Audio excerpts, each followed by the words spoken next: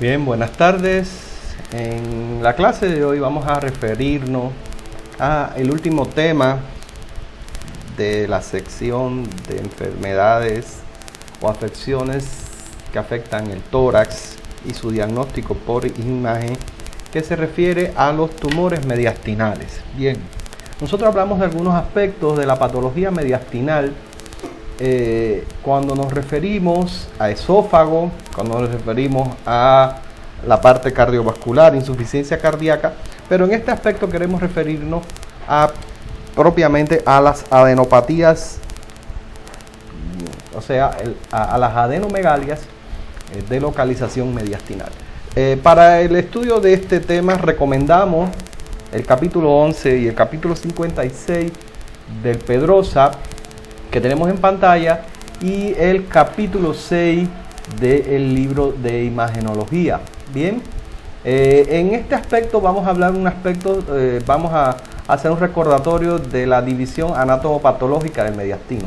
Siempre hacemos una salvedad de que existen múltiples clasificaciones topográficas del mediastino, y que para el estudio de los tumores de las masas mediastinales pues existen varias técnicas. Primero que todo, la radiografía postero-anterior y lateral de tórax, el esofagograma, ya lo estudiamos para el estudio de la patología esofágica propiamente, la tomografía axial computarizada, la angiografía para el estudio de la patología de origen vascular, la ecografía, que no tiene mucho alcance por una cuestión anatómica, debido a que el mediastino es un espacio anatómico que está entre dos pulmones, por tanto los ecos no llegan porque por la dificultad de atravesar el aire pulmonar, y el esternón está por delante y la columna vertebral por detrás, y ustedes saben que los ecos no atraviesan, pero siempre se puede acceder por la vista supraesternal, o sea, por la horquilla external, o por la vista subsifoidea, sobre todo para demostrar naturaleza quística de lesiones, siempre y cuando sean accesibles a las de ultrasonido. Bien,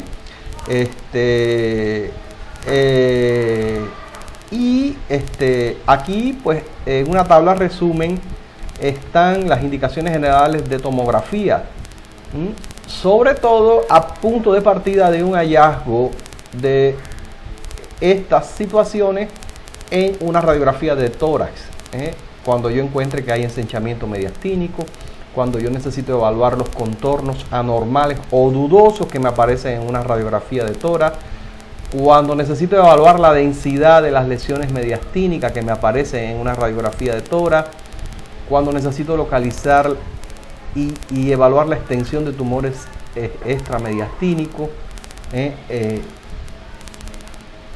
propiamente la evaluación del tumor, en la detección de enfermedades ocultas, también no siempre son evidentes estas enfermedades. Una de ellas, por ejemplo, el linfoma, puede presentarse como un síndrome febril, una de las causas del síndrome febril no infecciosa, y puede que su diagnóstico se logre mediante un ATAC.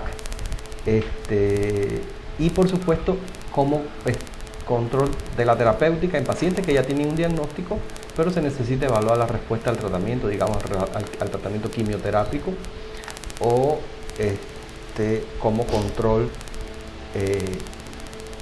de la biopsia. O sea, la tomografía ayuda como estudio de imagen para localizar el punto donde se debe hacer la biopsia. Bien, entonces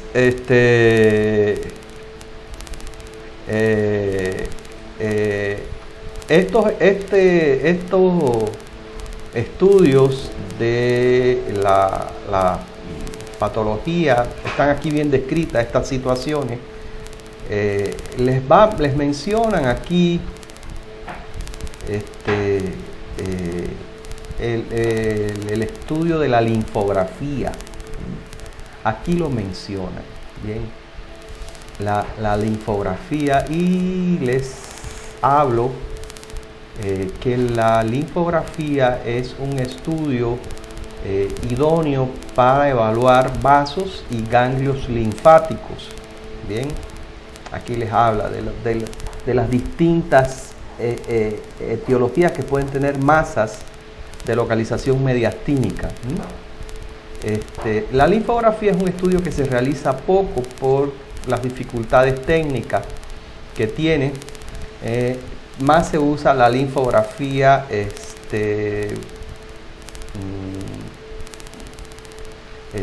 con radioisótopo, y bueno, pues es un estudio que tiene sus dificultades, que no siempre se realiza, y bueno, vamos a ir propiamente a el estudio del linfoma. El linfoma es una enfermedad que es de manejo oncológico. Lo maneja el oncohematólogo. Es una enfermedad que afecta los ganglios linfáticos, no solamente los superficiales, digamos los de la cadena cervical, axilar, inguinal, sino ganglios linfáticos profundos de las cadenas mediastínicas y de las cadenas paraórticas, retroperitoneales. Y bueno, pues los ganglios superficiales clínicamente, aquí está, los ganglios superficiales clínicamente son palpables, y muchas veces obedecen a linfoadenomegalias de origen reactivo, pero cuando su etiología es de un tumor linfático, pues se tienen que biopsiar, y el diagnóstico de certeza, por supuesto, lo va a dar la histopatología. En este caso, el estudio de imagen en el cual yo logro opacificar los vasos y los ganglios es la linfografía. Miren, la linfografía tiene dificultades técnicas, pues se tiene que primero inyectar una sustancia colorante que haga visibilizar el vaso linfático en los pies o en las manos, y posteriormente que se visibiliza, pues pasar el contraste con que se va a opacificar la estructura. Esta técnica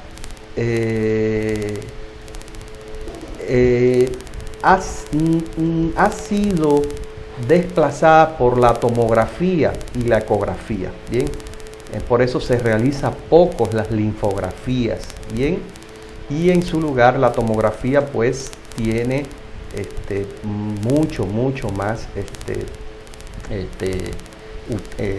utilidad en la actualidad, aunque aquí podemos ver que en el libro le dedica bastante espacio a la linfografía y a sus indicaciones. Y en este caso, aquí nos menciona, aquí van a ver imágenes de linfografías, aquí nos menciona estadios del tumor, y esa es una nomenclatura con la que nos tenemos que familiarizar, que seguro ya ustedes en anatomía patológica les mencionaron la nomenclatura del TNM. El TNM es una forma de estadiar el cáncer, y aquí tienen qué significa T, qué significa N y qué significa M. T es tumor, del inglés tumor, esto tiene su origen en inglés. N, node, del inglés nódulo, node.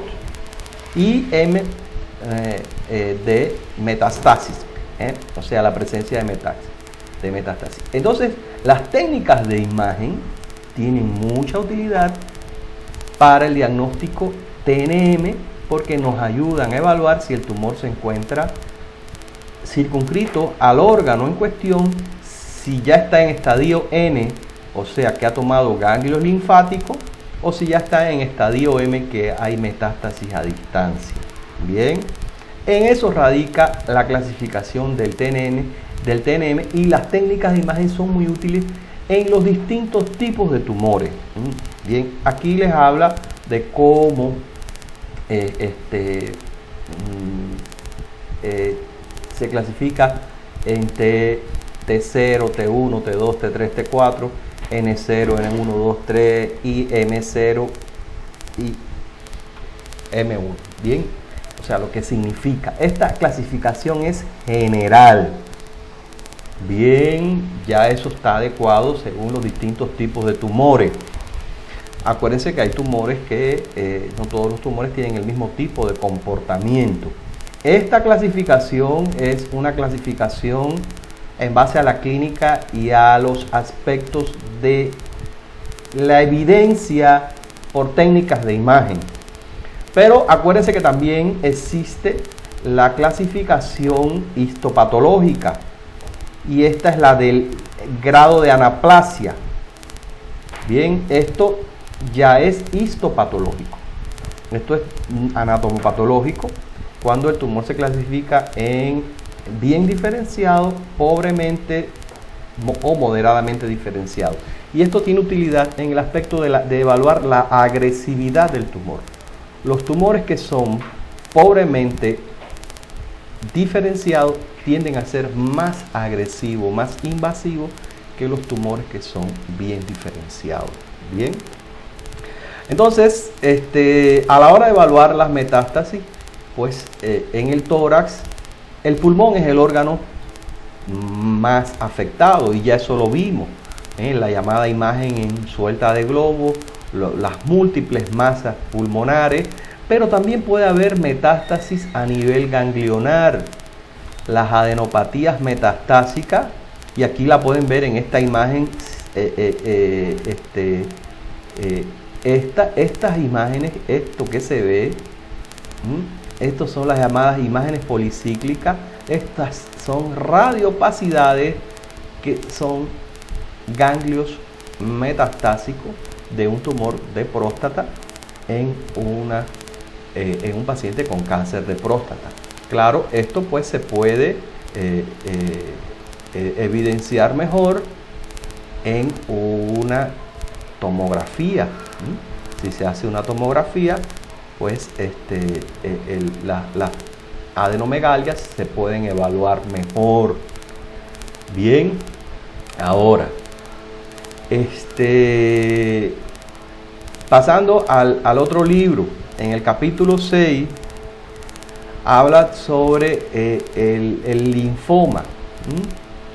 El linfoma, que es el tumor primario de ganglios linfáticos, radiológicamente me produce una imagen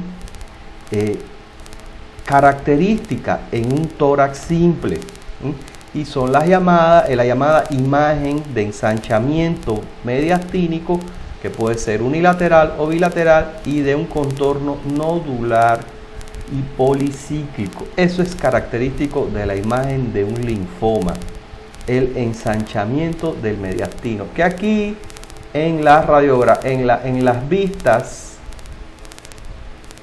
vistas de tórax, pues hay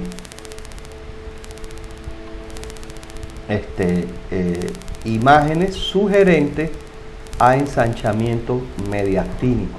No es la clásica, pero en ella se puede ver. Claro, una radiografía de tórax no va a ser suficiente para que usted diagnostique un linfoma.